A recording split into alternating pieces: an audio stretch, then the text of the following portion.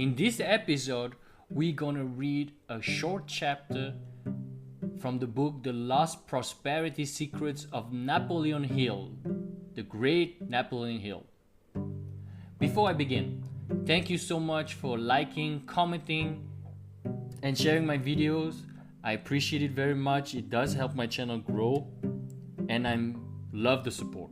Thank you so much, and don't hesitate to comment and let me know your thoughts. If you don't understand something, I'm glad to answer them. That being said, let's begin. Learn how to use that wonderful mind of yours. The human mind is a composite of many qualities and tendencies. It consists of likes and dislikes, optimism and pessimism, hatred and love, constructiveness and destructiveness, kindness and cruelty. The mind is made up of all these qualities and more. It is a blending of them all. Some minds showing one of these qualities dominating and other minds showing others dominating. The dominating qualities are largely determined by one's environment, training, associate, and particularly by one's own thoughts. Any thought held constantly in the mind or any thought dwelt upon through concentration and brought into the conscious mind often attracts to it those qualities of the human mind that it most resembles. A thought is like a seed planted in the ground in that it brings back a crop after its kind, multiplies and grows. Therefore, it is dangerous to allow the mind to hold any thought that is destructive. Such thoughts must sooner or later seek release through physical action.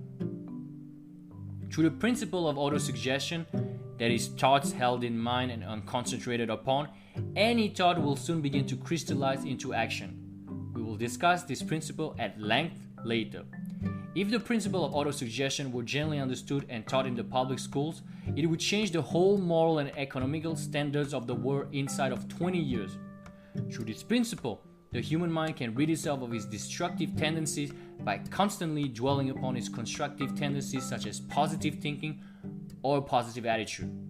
The qualities of the human mind need the sunlight of nourishment and use to keep them alive. Throughout the universe, there is a law of nourishment and use that applies to everything that lives and grows. This law has decreed that every living thing that is neither nourished nor used must die. And this applies to the qualities of the human mind we have mentioned. The only way to develop any quality of the mind is to concentrate upon it, think about it, and use it. Evil tendencies of the mind can be blotted out by starving them to death through disuse. What would it be worth to the young plastic mind of the child to understand this principle and commence to make use of it early in life, beginning with kindergarten? The principle of autosuggestion is one of the fundamental major laws of applied psychology. Through a proper understanding of this principle, the whole tendency of the human mind can be directed toward constructive effort in a short period of time. Instead of merely wanting for someone to start a movement for general education along this line, why don't you begin now to make use of this principle for the benefit of you and yours? Your children may not be fortunate enough to receive this training in school, but there is nothing to hinder you from giving it to them in your home. There is nothing to hinder you from studying, understanding, and applying to your own efforts this principle from now on. Learn something about that wonderful machine we call the human mind. It is your real source of power. If you are ever to free yourself of petty worries and financial want, it will be through the efforts of that wonderful mind of yours. This writer is still a young man, yet he has a positive evidence of the transformation of both men and women from failure to success in remarkably short periods of time, ranging all the way from a few hours to a few months. The book you hold in your hands is concrete evidence of the soundness of the argument that individuals can control their economic destiny, because these writings are a success built out of 15 years of failure. You too can turn your past failure into success if you will understand and intelligently apply the principles of applied psychology. You can get to wherever you wish to go in life. You can find happiness instantly once you master this principle, and you can build financial success as rapidly as you comply with the established practices and principles of economics. There is nothing occult, in thinking this way about the human mind, which functions in harmony with the physical and economic laws and principles. You do not need the assistance of any person on earth in the manipulation of your own mind, so it will function as you want it to. Your mind is something that you control, no matter what your station in life may be, provided always that you exercise that right instead of permitting others to do so for you. Learn something of the powers of your mind. It will free you of the curse of fear and fill you with inspiration and courage. How Andrew Carnegie used other people's brain. Andrew Carnegie passed away, leaving a huge fortune after having given away another fortune. There were thousands of people who envied his titanic wealth, and there were also many thousands of people who puzzled their brains trying to think out some plan or scheme through which they could build up a fortune such as the one Carnegie possessed. Let us tell you how Carnegie built his wealth and fortune. Maybe it will give you an idea that will help you in building yours. In the first place, it is well to remember that Carnegie was not possessed of more ability than the average man enjoys. He was not a genius and did nothing that almost any person could not duplicate. Mr. Carnegie accumulated his millions by selecting, combining, and managing other people's brain. He realized early in life that any undertaking such as the steel business required more talent than any person possessed. He also realized that most industries and businesses require at least two types of people. One, the caretaker, and the other, the promoter. Carnegie selected the people he wanted, organized them, directed them, and kept them enthusiastic and eager to render the greatest amount of service. He got them to cooperate with one another and with him. No one can build a fortune such as that which Carnegie controlled without the use of other people's brain. The amount a single brain can produce, accumulate, and own, acting independently of other brains, is comparatively little. But the amount one brain can accumulate and control when acting in harmony with other highly organized minds is practically unlimited. If you want to become wealthy, learn to attract men and women who have what you do not possess in the way of brain capacity. If you are the promoter type, your associates so that some of them will be of the caretaker type. A well-rounded out partnership or organization to be successful must be made up of people who possess all the requisite qualities essential for success. Some people can acquire but cannot conserve assets. Other people can conserve but cannot acquire. The two types working in harmony can both acquire and conserve. Many a business has grown sickly and finally passed into bankruptcy for no reason other than the fact that it was managed by people who had too much of one sort of talent and too little of none of the other necessary sorts. Business requires something more than capital in order to succeed. It requires well-balanced brains made up of the various shades and blending of the caretaker and the promoter types. The magical human mind. There is no time for the person who believes only what he or she understands. Neither is it a favorable time for the person who doubts the ability of the human mind to look behind the curtain of time, down the ages, and there see the handwriting of nature. Nature is yielding up her secrets to all who wish to see. She no longer uses the lightning in the clouds to scare ignorant, superstitious humanity. That force has now been harnessed. It drives our wheels of industry and carries the whispers of our voices and even our fleeting thoughts around the earth in nanoseconds. Electricity is exactly the same force now that it was hundreds of years ago. Yet we knew nothing about it except that we believed it was the only destructive. It was not constructive. We did not know that it would one day serve as our greatest server, obediently carrying out our commands. We did not understand electricity, so we made no attempt to master it until recent years. How can we discover the possibilities of the Earth's natural forces? We can do it through experimentation, through the use of imagination. This is decidedly the age of imagination, inquiry, and experiment.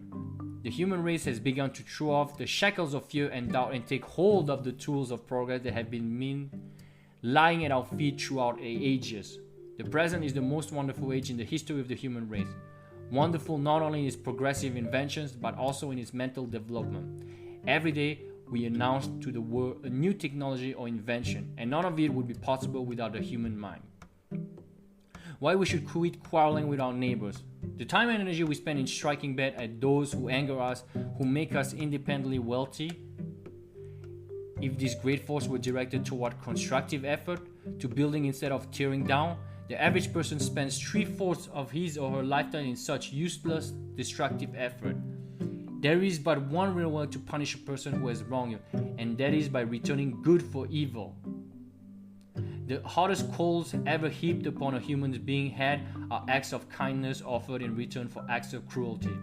Time spent in hatred is not only wasted, but it smothers the only worthwhile emotions of the human heart and renders a person useless for constructive work. Thoughts of hatred do not harm anyone except the person who indulges in them. Alcohol and drugs are no more deleterious to the human body than are thoughts of hatred and anger. Lucky is the person who has grown to be big enough and wise enough to rise above intolerance, selfishness, greed, and petty jealousies. These are the things that blot out the better impulses of the human soul and open the human heart to violence. Anger never profited a person anything. Great souls are usually housed in human minds and human beings who are slow to anger and who seldom try to destroy their fellows or defeat them in their undertakings. The man or woman who can forgive and truly forget an injury is to be envied. Such souls rise to heights of happiness that most mortals never enjoy.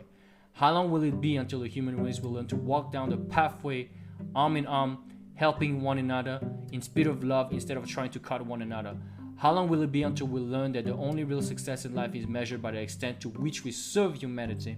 How long will it be until we learn that life riches blessings are bestowed upon the one who refuses to stoop to the vulgar attempt to destroy others?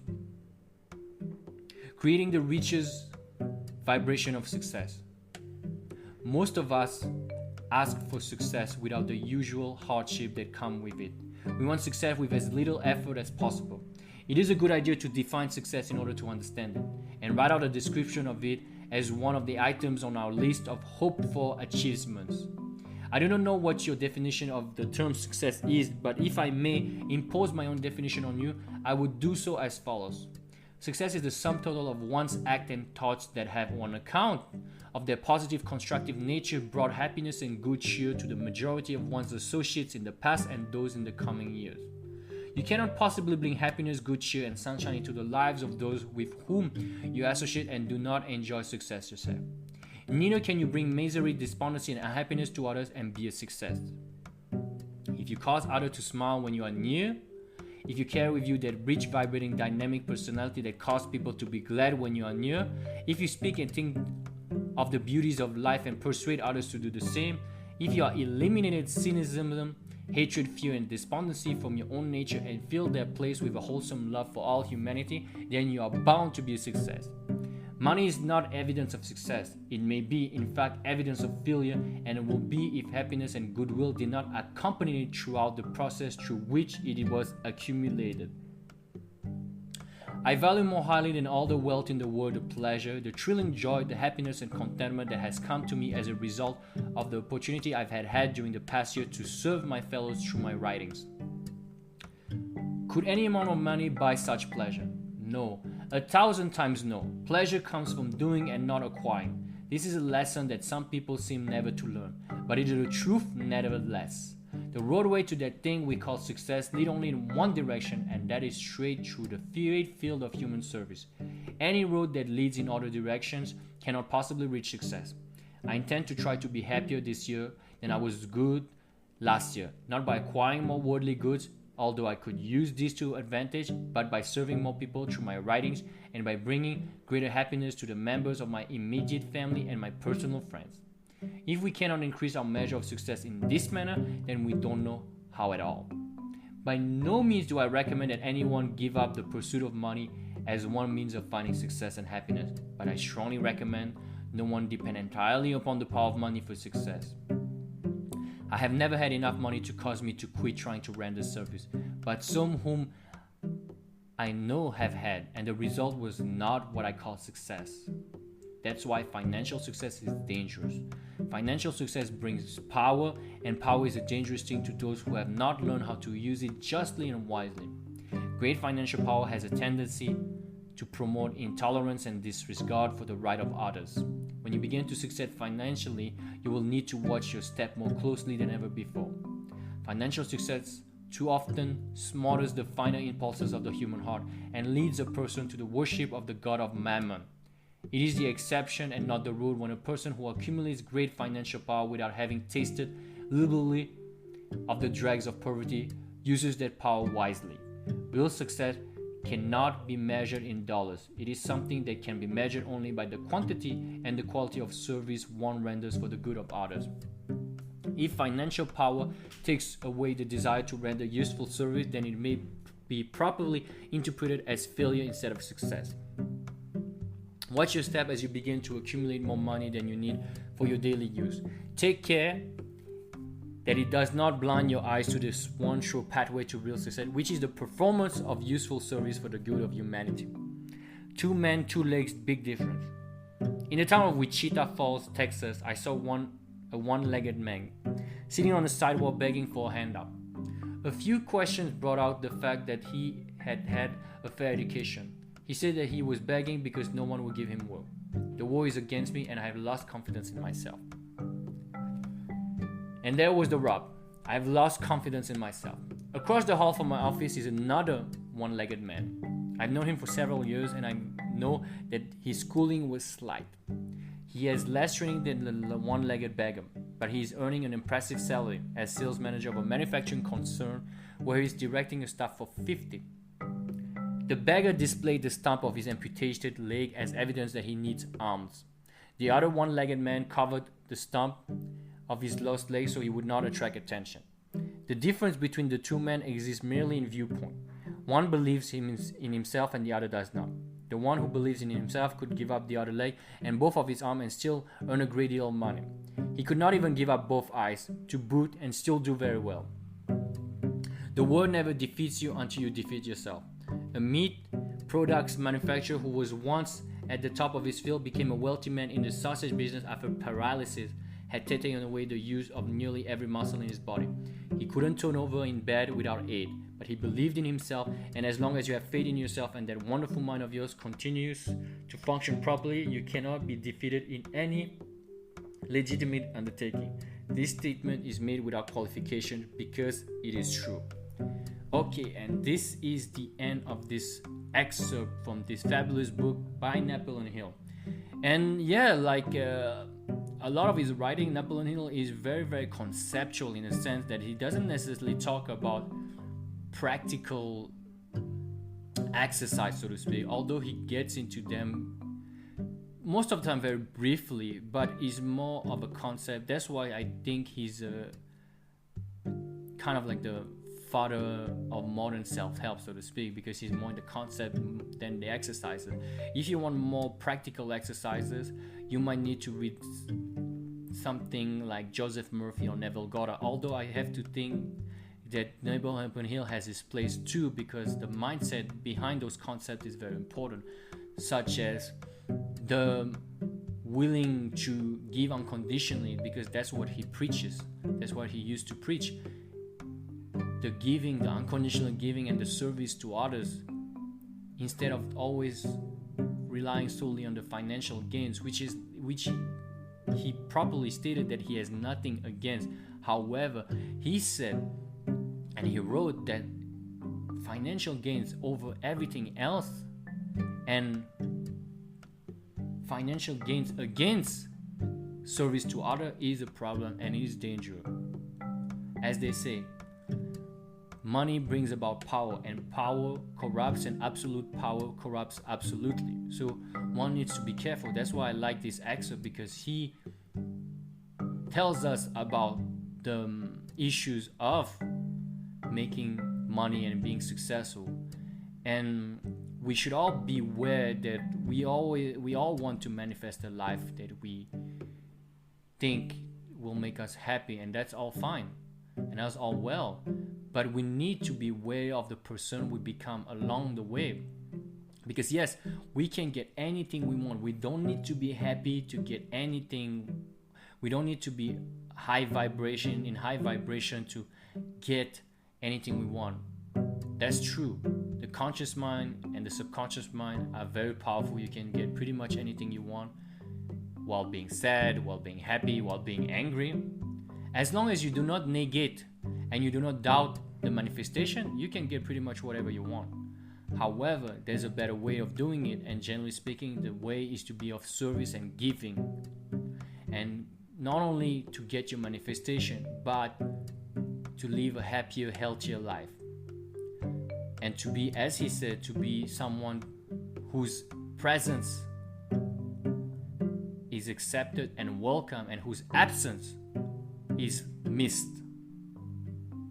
So we need to be aware of this, and before we start any endeavor, and if we want to manifest, and if we have a business particularly, we need to understand that it's not about the paycheck. And I know we all make this mistake, and we all tend to forget that a business is to be of service and add value to someone else's life. And sometimes we get carried away and cut corners, not only in the business but also in our mindset and in our minds, to actually get to where we want, which is financial gains, instead of focusing on what value we can add to the people we serve. And it can apply to relationships, to your church, your convent, your group of peers, your football team, whatever you do, adding value, being of service. And of course, by being of service to yourself. And by doing this, you are being of service of yourself. You are loving yourself and giving to yourself unconditionally. That's why we need to beware of what we wish. We need to beware of why we wish for something. And of course, you can, as I said, you can get anything you want, but the introspection needs to be there to do the right things and to get whatever we want, yes, but to also be truly fulfilled by that desire and by that accomplishment and by that success of getting what one wants. And I will leave you at that, and I hope you like these words, my words, the words of Napoleon Hill.